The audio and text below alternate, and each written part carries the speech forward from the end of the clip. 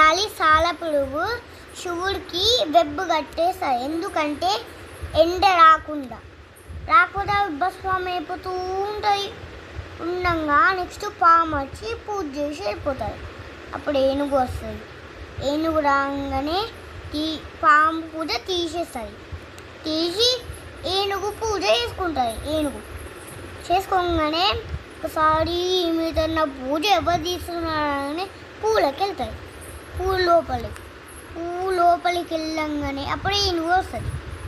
ఏనుగు వచ్చి పువ్వులు తీసుకోవడానికి వస్తే తొండంలోకి వెళ్ళిపోతాయి.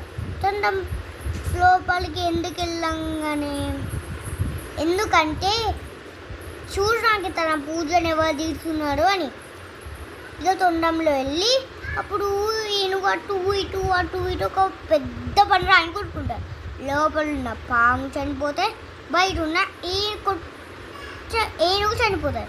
అప్పుడు శివుడు ప్రత్యక్షమై మిమ్మల్ని నన్ను ఏం పిలుస్తా అంటే శ్రీకాళహస్తి.